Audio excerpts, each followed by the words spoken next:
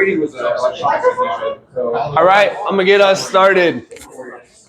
Thank y'all all for coming out. I didn't bring my mouse, so I'm gonna be kind of hovering over here for most of the time to go through the slides.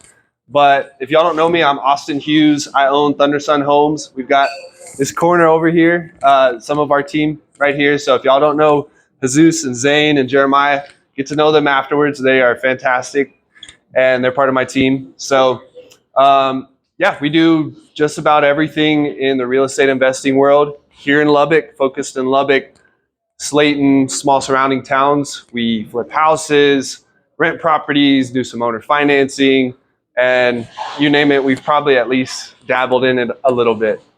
So what we're going to talk about today is we're going to do a quick market update. So I'll start here, go over some data.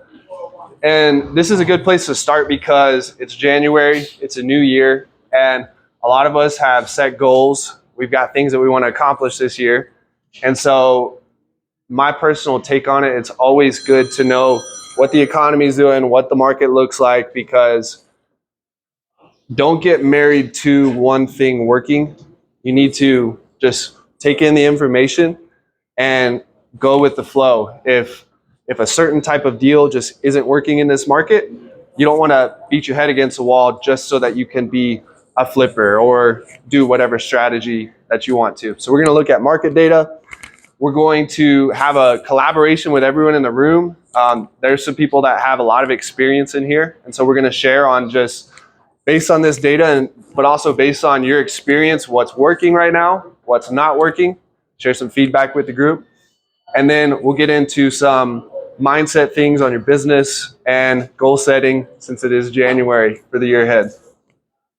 So starting here, I'll kind of move where hopefully everyone can see. So this is a days on market chart. This goes back from December of 2020. The last bar is December of 2022. It was like 24, 25 months of data. So current days on market average for Lubbock is 68 days. So how does that affect real estate investing? Basically, when you're in these lower points right here, both of those low points were June of 21, July of 22. That's when houses are just flying off the market. Because days on market is how long it takes to get it under contract and close. So if it's taken, a week to get it under contract and it closes in 30 days, 37 days on market. That's how that works. So as investors, why we look at this data, why this is important, is because if you're flipping houses, then you want to know what to expect, right? So days on market is up a little bit. If you're flipping houses and you're used to getting 5 offers on day one, not happening right now. And so a lot of people that have maybe started in the last 3 years when everything's been super hot, they're used to just getting all those offers. They freak out when they don't get an offer on day one. So the market's kind of normalizing. You just list your property if you're listing a flip. Try to put it at a good price. Don't overprice it, but just give it a little bit of time. That's my recommendation. But this is something that as it continues to go up, it shifts from being a seller's market to a buyer's market. So as investors, that's not good or bad. It is what it is. It'll be harder to sell. It'll be easier to buy. So different things change, different things become easier, and other aspects become harder.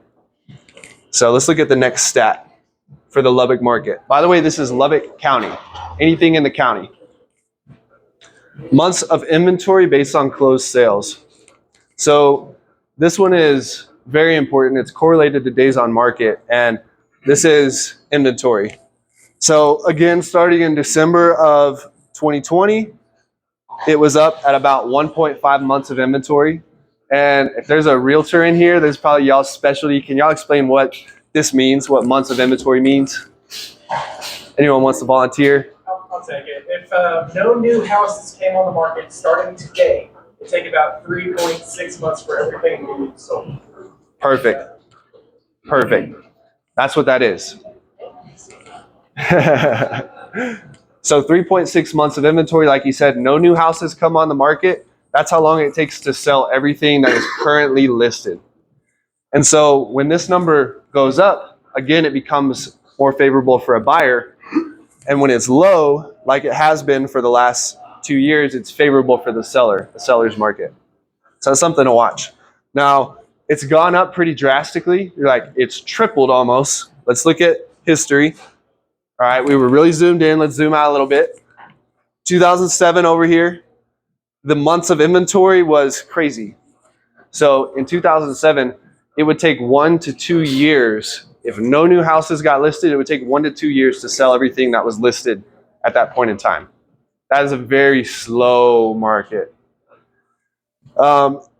It got down below 6 months. This line I drew is 6 months of inventory. That's the universal breakdown between under that is a seller's market, over that is a buyer's market. And so it's been under 6 months of inventory since 2013. Now you see some ups and downs, right? And now we're at 3.6 months, which is right about here. It's about an inch below that blue line. And so, yes, it's gone up drastically. It typically does that in the fourth quarter and first quarter of every year. That's where you can see up and down, up and down. And so what's left to be found out is what happens in quarter two, because now interest rates have gone up. And so is this going to be an up and down where stuff starts selling faster? Or is it going to be an up and then maybe a level off? That's kind of my prediction, is that months of inventory will stay about the same, but could go up more, could go down. You know, it's important to track these things. Like if you're buying a flip and it's going to take you 9 months to finish, it's this massive project, which that may be what your business model is. We don't know where this is going to be in 9 months. So you just have to consider these things when you're buying. All right, we're looking at average price per square foot of sold properties. Again, we're at December 2020, month over month until last month. So last month it was at $130 a square foot. You can see month over month it fluctuates some. It's not just continually rising. So a fluctuation is normal. And you can see that December was higher than November. But if you draw kind of a trend line, it's just slowly gone up over time. $130 a square foot. So like 1,000 square foot house would sell for $130,000. That's what that number means. Does this include new construction or just? That's all houses. Yep. All houses that were listed on the MLS. Which I don't think Beat and Bow lists theirs, do they? Right. Yeah. So there you go. Oh, they do now? Yeah,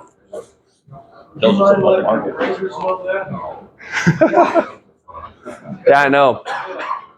Yeah, you kind of have to fight for your appraisal sometimes. And then so here's how that price per square foot translates into overall prices. Now this green line up top is the list price. The red line is stuff that's actually sold. Again, December 2020 up to current month over month. And so it kind of looks like a flat line, but if you actually look at it, this starting point was about 240,000 back in 2020, the end of 2020. And it's up to 287,000. That is the average sales price in Lubbock as of last month, which is the most recent data we have.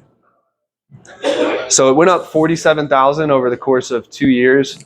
That's about 9% per year when you factor in compound interest. So a little bit faster growth than Lubbock is used to, but not really crazy. Like when you think about what the rest of the world did and how everything just skyrocketed in some of these markets, and now people are terrified of everything crashing, this makes me feel good.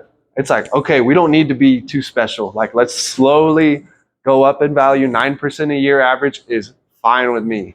That's a great number. That's not a scary number where I'm wondering if it's going to just all come crashing down. That's a number where I'm like, okay, inflation was way higher than that if we're just real about it. Like with what everything really costs, the cost of living went up way more than 9% a year. So I feel pretty decent about this, having all of my investments in this area. So again, context over time, that's zoomed in. Now let's zoom out. We got 07 all the way to part of 2022.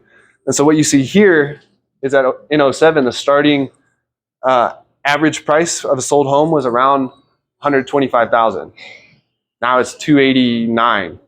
So that more than doubled. So that should put things into perspective with real estate, that if you look at it over the long term, in a slow growth market like Lubbock, slow and steady, it's more than doubled since '07. And we can all remember what we were doing in '07, where we were at in life, whatever was happening. And so that kind of shows the power of compounding appreciation in properties and in a market. Let alone investors buy at a discount, right? So you have equity built in when you buy it. If you just hold it over time, this is what the graph is going to look like. So always some ups and downs. So I want to preface that over time, it's going to go up, it's going to come down. If it's going down, that doesn't mean it's going to always go down.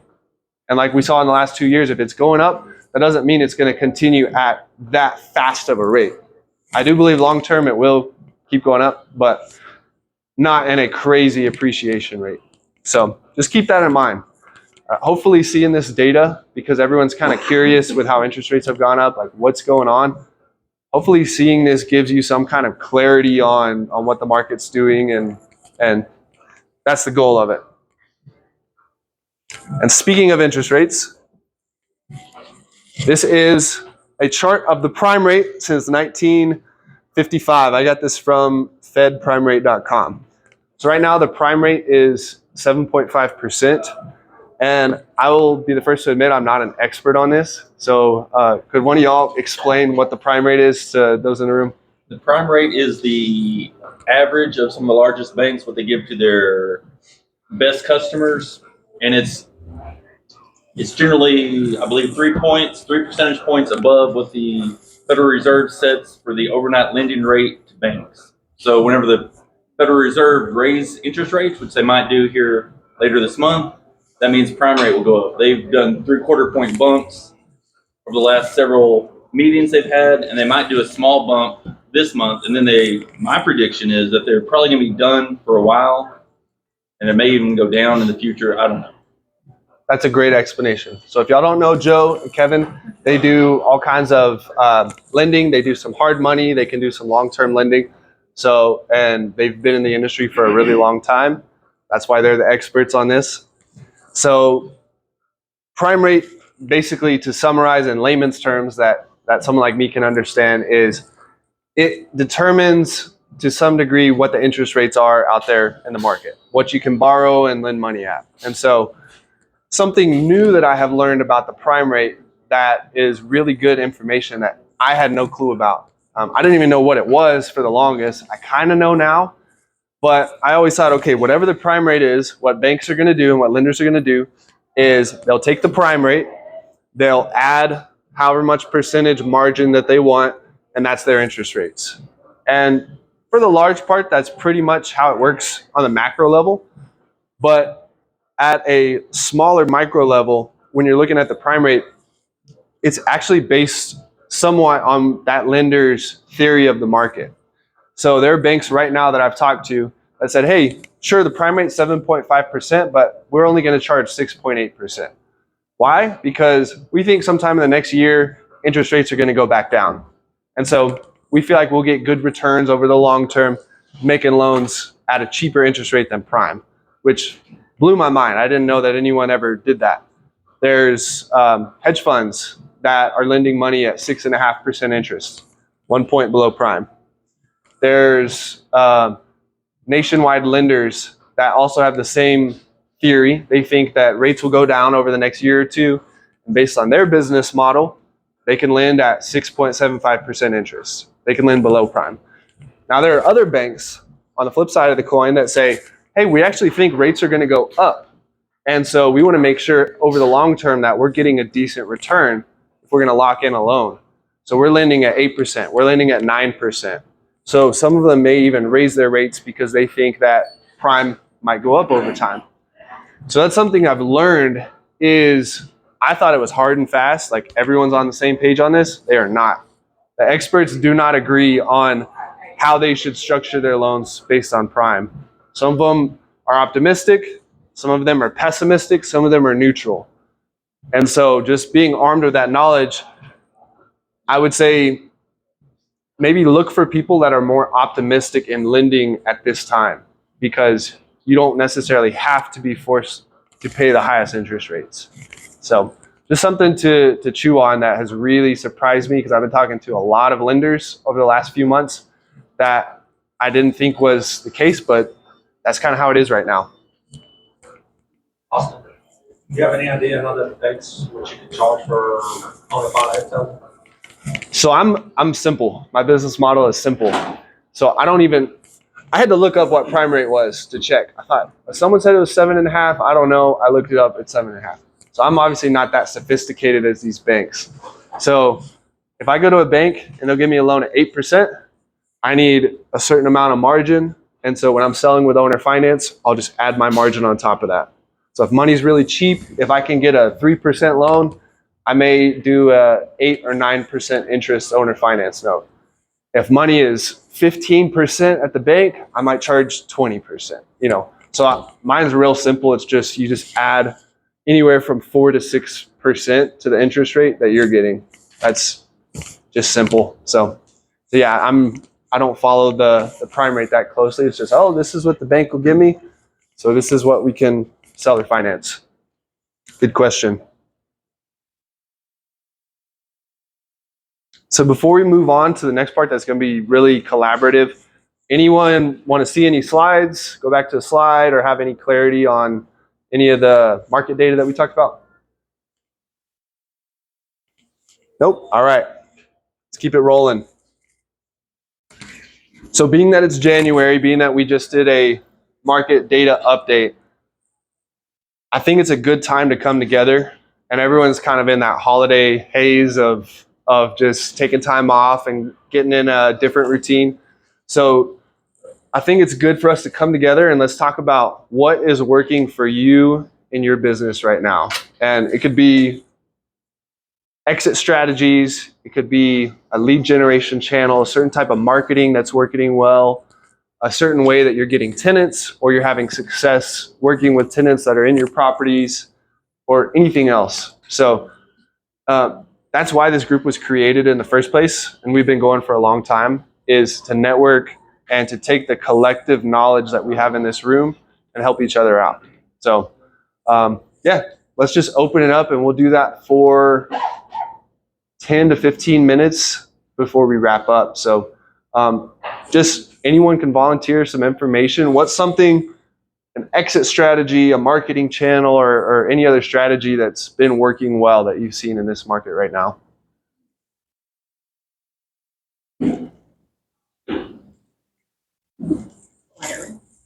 A question. How about working not so well?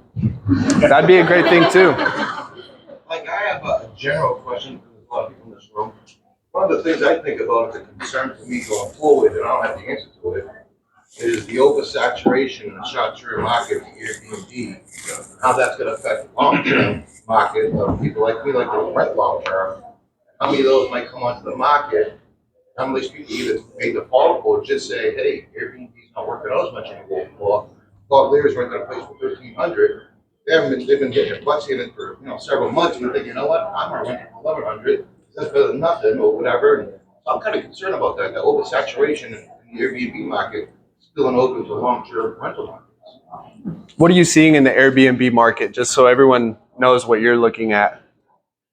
Me personally, I've never touched Airbnb, so that's why But you say it's oversaturated, so are you? Why I say it's oversaturated because everybody knows has been. Everybody loves Airbnb, and then I have people trying to convince me to do it. People trying to convince me to do it. I'm like, that's good for you to do it. Why you do it and keep doing that? And everybody's doing it. That's when it makes me realize that when something's that popular, it's like flipping. Back in '06, everybody flipped, and TV shows were going on. Then in '08, a lot of people got hammered. Right. So I felt like the Airbnb market was getting that way. Everybody's Airbnb, everybody's talking about it. You got to do it. It's a winner. And then me, on a fundamental basis, I've lost a lot of properties, and I hear people talking, which is they overpaid for properties last year because they're going to Airbnb it. They don't have to worry about getting a $13 or $14 rent like I do, make the numbers work. They're going to make $1,800 or $2,000 Airbnb. And so that kind of concerns me because now I know they're overpaying for stuff. They're at these higher levels. And when they don't come in and they have to make the numbers work, but they can't write a check back, that's what I'm thinking. They either rent it long term or sell it. Right. So does anyone else have Airbnbs in here? Okay, y'all have some. What have y'all seen in the Airbnb market? So the Lubbock market is completely different than New York. I have one in New York also. And I'll say just some stats that I saw that kind of you were mentioning. From the third quarter of this year, compared to where it was last year, the number of Airbnbs in Lubbock specifically went up by like 88%. Wow. In what time period?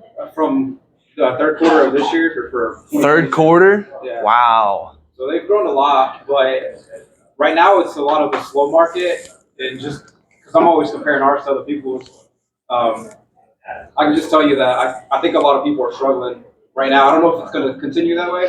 Because I mean, it's like, the winter months, it's a lot slower right now. Yeah. But I can tell you that a lot of people are just struggling right now in general, at least meeting, whatever their goals are. Has your vacancy rate changed in Airbnb? This month specifically was the first one it changed. So we started ours in Lubbock in July. We have a duplex, and we kept exceeding our expectations from July all the way to November. December, it kind of dipped down a little bit, and then January it hit hard. But we're priced so well that we're going to be successful, and Y'all bought it at a good deal? yeah, we got such a good deal, and we furnished it really well. I'm not worried about any month whatsoever. But I have people that I work with, and that I just know, and they're not doing well at all. It's been like they were bragging about like 4 bookings over like a 3-month period. I'm like, I can get that in a week and a half. Yeah. So there's definitely people struggling out there. So I can see in the future people converting over from Airbnbs back to long-term rentals, and then I don't know where it's gonna go from there. How many Airbnbs are in Lubbock? I don't know. I just looked at that number. That is huge growth. So I have some anecdotal evidence, which I think buying it at a discount solves a lot of problems. Yeah. But so we were looking at a property. It was that one subject 2 we were looking at north of town. Really nice house, new house. And when I was looking at the rental numbers, I looked at Airbnbs around there, and I looked at long-term rentals, and it made more money just as a long-term rental, that was the first data I had seen on Airbnb in a while. I have just one lake house, but yeah, so if I bought that property, we're going to long-term rent it or do a owner finance on it. We're not going to do an Airbnb. So I think to figure that out, if that is something you want to figure out, you got to see how many Airbnbs are there, and then what's the rental market like? So how much could the rental market absorb, and then how much could the for sale market absorb? And just because it's going to go to one of those 2 places. Yeah, that's a great topic. So anything that is working well for you or that's not working, because maybe we could do some group think and offer some solutions in here. Well, my solution to that, I'm very upset, I'm thinking about it, because I like to think outweigh, a bit. One of the things that kind of satisfied me, and I kind of took a breath of fresh air and feel better about it, my model is I overprove and I under rent. So if they come down, I got a lot of space to go down to be in the game. They'll pick yours first. That core principle, that's our strength. I don't think it, sometimes it's a weakness in my pocket. I'm trying to make numbers work, I'm trying to get trying to put money back into it, more money than probably I should. But then I don't have a lot of time, 100% occupied for years, pretty much when somebody leaves, you get back in. So I said, you know what, that's our strength, and realize so your business model, your philosophy on that, and sometimes can be a negative, but then in situations when stuff hits the fan or you're thinking about things, strength is positive, That's my, I was like, okay, well, they go to 11, I'm going to do it, we'll get it done, it'll work. But it just thinks that might be a price destruction in the rental market while all that comes on. And at the same time, the transition to being an Airbnb manager, being a property manager, and all the things that come with doing a rental, they have to, I think that's where they're going to sell. If they don't already have that kind of experience in legwork in there, they're going to end up having to sell because there's a lot more to it than just putting someone in there and getting a paycheck. Right. And a lot of people don't realize that. So markets change, things change, but if you have a good core business philosophy of who you are, what you do, even if the market's changing, you zig exactly adjust a little bit, but if you stick to that core principle, it's going to get you storms. Smart. It's really smart. Question real quick, Airbnbs. I don't know the difference. I've never managed, but what's the difference between the day and the night rate on Airbnb? Daily and nightly rate? Yeah. So, I mean, there's only two really like charges that come off right off the bat. You have your nightly rate, which is whatever you say, and then, I mean, you have a cleaning fee on top of that. But, I mean, there's really no other rate on top of that. But what's the night rate? So it's whatever you set it as whoever the host is, right? So for me, I just do a bunch of math, right? I do my research. Yeah. We do our stuff very well, so we're just built to be adaptive. So I can just kind of give you some examples. We bought a duplex back in 2021. It was for like 190,000. I basically kind of flipped it ourselves, and then I increased the value, and it looks very nice. But because I bought it so low, my mortgage is only $1,000 for both sides. I mean, it's pretty hard to compete with that, like for some of these other investors and stuff. But my rate can drop down, you know, for this month, and I don't have to worry about stuff that other people are doing. Like I know this other couple, they're like financial advisors, but they didn't do their research. I think I overheard you saying like, you know, they don't really know what they're doing. They're the ones that are struggling because they just thought, hey, it's a good idea. We hear that a lot. Airbnb is popular. Mm-hmm. They're trying to do it themselves, and they're not getting bookings at all. They also keep it at like one rate where it's not Right. competitive. Yeah, it's like Yeah. 150 You a have night to- every night. you It have to- can't always be like that during the week. Yeah, so I just called a friend of mine. He said he's a massive manager. He's done it for 5 years. And he has the company that manages multiple refugee properties. And he said the only thing that they needed to change to maintain their current vacancy rate, etc., from the last 5 years, has been their night rate. I don't know what that is, but he said Yeah. that's had to go down 14%, but otherwise the numbers are steady going up. Yeah, and that's what it is. It's just basically what you're asking for that night or for that week or whatever. But our occupancy is since like July or June when we started there were some months where we hit 100%, and the lowest we got down to was like maybe 85. January, like I told you, was slow, and then we're seeing like 60 right now, and that's fine for us. That's not fine for other people. But average of all that year, like 7%. Yeah, we're pretty high.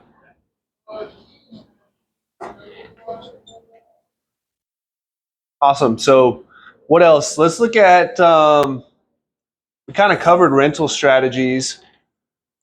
What about some marketing? Is anyone having success in this new environment with any type of marketing? No? What are you trying? Lots of direct mail? Yeah, direct mail's been. Okay. And it's just not hitting right now? What's that? It's just not hitting right now? We haven't been marketing as much as we have been before. Okay. Add some paper. And those aren't working well? They're not working well for us right now. Not too well. If y'all don't know what that is, you get paid. There are different companies that do the marketing for you. You just pay them per lead that they provide. And we had one of our biggest ones that we'd closed a lot of deals with.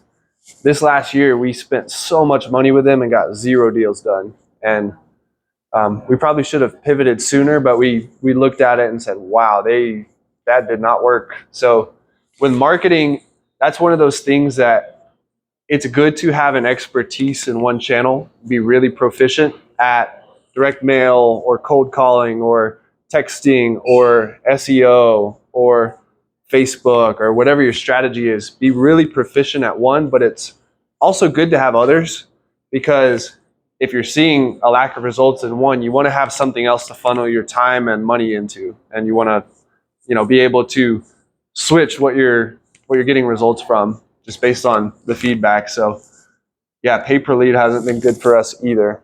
I don't see one that sticks out for us though for marketing. Can you think of any? I think our results are kind of just across the board, just a little bit from different channels. For us, it's a 2-call cold call system. We used to do one, essentially, asking whether or not they'd list, asking intelligent questions, etc. So I've revamped that, redesigned it so it's a 2-call where I get the information in between. Conversion off that has been significantly higher. Awesome. So what's the reason that you think the conversion is higher? Well, they trust you more. You build more rapport. So instead of trying to close someone in one call, you're just taking that trust building approach and then closing them. Cool.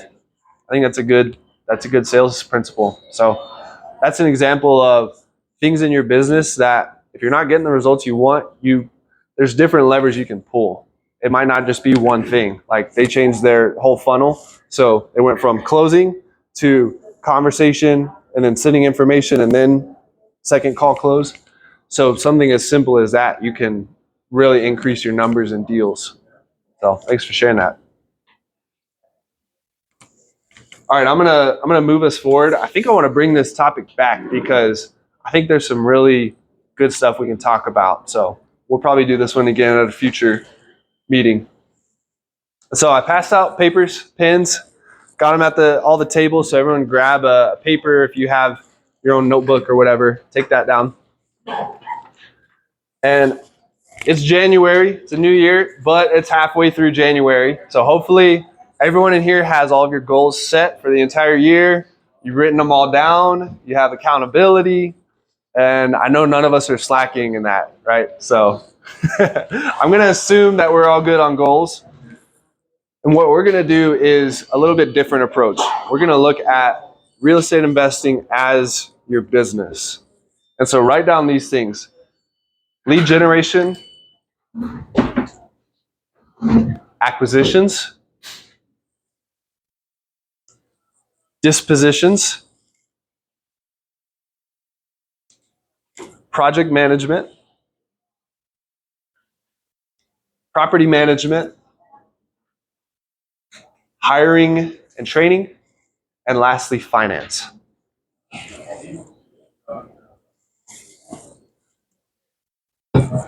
Now, this may be your first time seeing these or hearing about them. If you didn't know, these are the major components of a real estate investing business. Does that mean you have to have a whole department for each of these? No. You can do all of these yourself.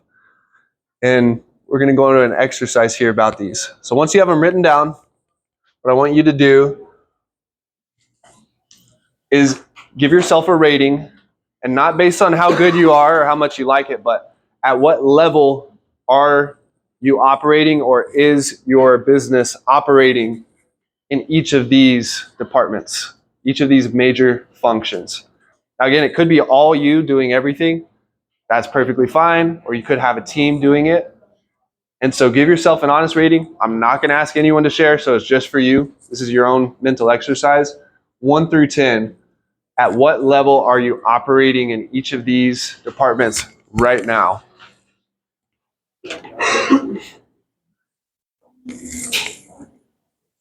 Being soft on yourself is not going to benefit anyone.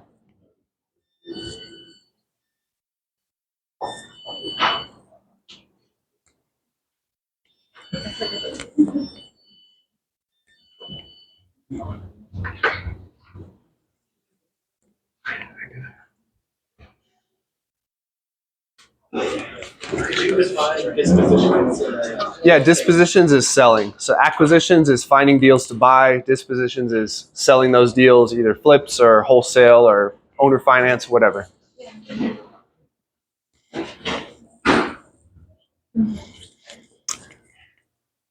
Now, as y'all are giving yourself a grade on these, you may not have some of these in your business model. Like if you're a flipper, you don't have property management. If you hold everything, you don't have dispositions. If you just buy turnkey, there's no project management. But if you do a little bit of everything, these are the main departments in your company. So you don't have to share if you don't want to, but anyone give themselves a rating under a 4 on any of these categories? If you didn't, you should, because even me, I gave myself some ratings on these, and there's some that are below 4 for me. And a lot of people think I have everything figured out. So there's a lot that I need to grow in on these areas as well. So if you, the people on your team, your business as a whole, are below an 8 on any of these, you got a lot of work to do. And so being that this is January, it's the start of a new year, you probably already set some goals, or you have some idea of goals. And so what this exercise does is it gives you something to put action towards. If you see your goal, you have to understand what's going to keep me from hitting my goal. And so looking at your business operations, you look at these categories, you may see based on your rating like, oh man, I'm really not good at the lead generation. I don't have any marketing out there, right? I have great sales skills for acquisitions and dispositions, but man, I'm not getting a bunch of leads in, right? And so as you have probably already set some kind of a goal for the year. Looking at these are going to be, what areas do I need to focus in to improve so that so it's not going to be an obstacle for me hitting my goal. And potential solutions, you could just work on your own skills if it's all you doing everything.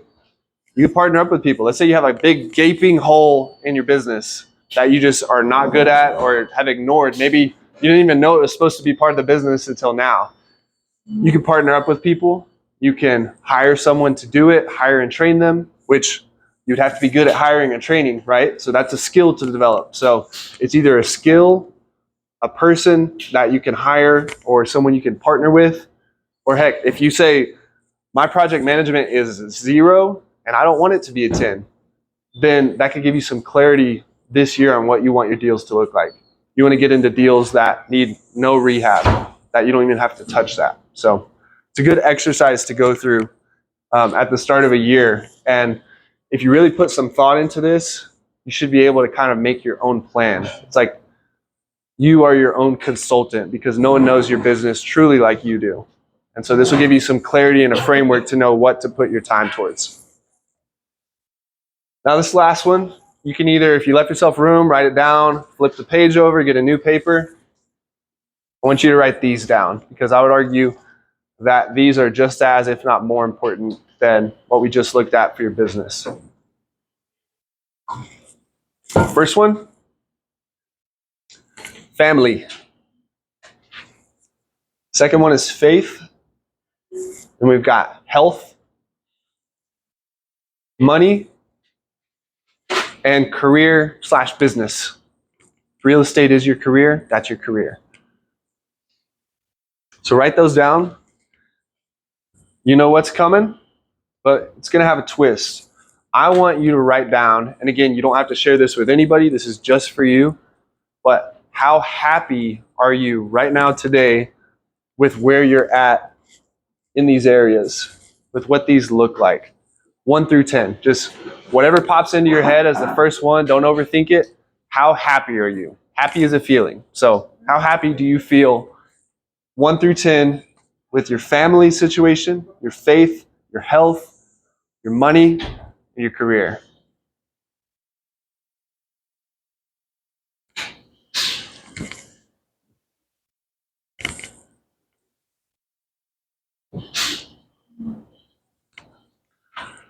All right, once you've gone through and rated each of those, how happy you are, you're going to see a couple that might need some attention. So what I want you to do is pick the top 1 or the top 2 that you think could use improvement in the coming weeks, coming months, and this year. So out of these, pick your top 2, and with those top 2, I want you to think, what does a 10 out of 10 rating look like?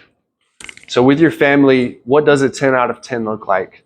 You take your kids to school every day, you spend an hour a day with them. Maybe it just looks like, all right, no more fighting at home, whatever it is. Find your 10 out of 10 where you would just be completely happy with the top 2 areas of your life that you think you might need to put some work into and improve. So think about that. If you want to write it down of what a perfect 10 out of 10 looks like, go ahead and do that. And I'll give y'all just a little bit to think on that.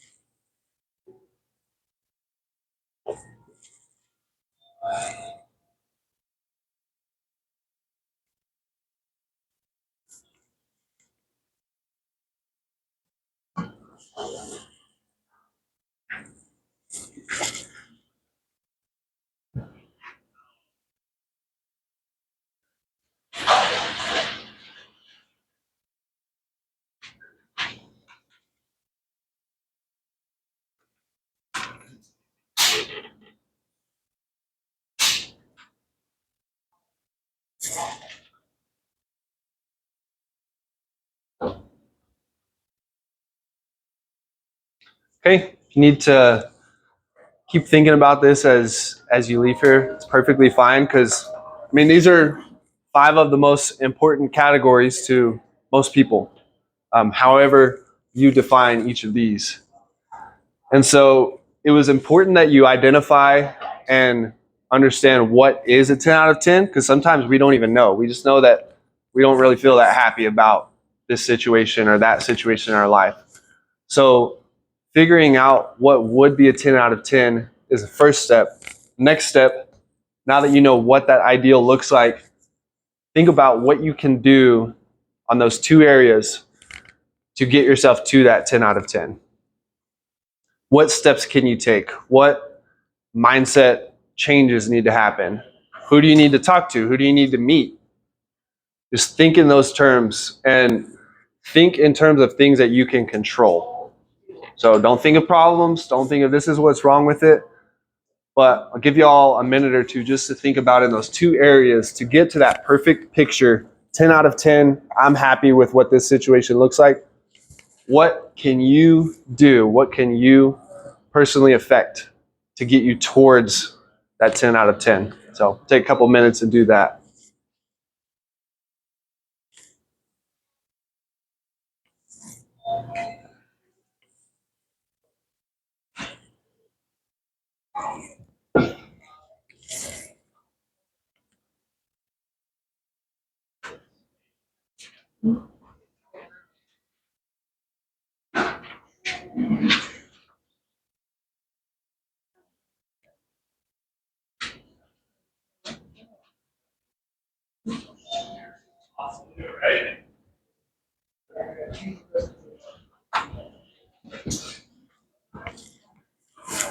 All right.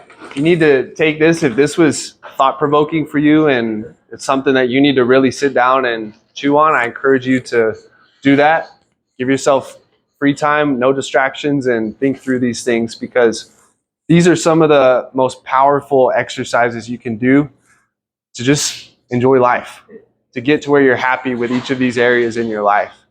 And being happy with your faith or your health, it looks different for different people. So only you get to define that, but not trying to meet someone else's standards, but just figuring out, you know what, I would be completely happy if this was my situation. Figuring that out for yourself is really important. So that's all we got for this time. We're going to meet here again next month. It'll be the third Tuesday. It's always the third Tuesday. We love Giorgio's. Thank you, Trisha. She's one of the owners of Giorgio's, if y'all didn't know, along with Robert over there, who I texted him this morning. He has never let me down. Like every time I tell him, hey, this is our date, this is when we're going to be here, it's all set up because they rearrange this place and block it off, and he guards this for us so that other people don't come in. He does an awesome job. So February 21st will be the third Tuesday in February, and we'll be right back here. It'll be at noon. And if you're not on the Facebook group, that's pretty much the only place we post it. So get in the Facebook group and see y'all then.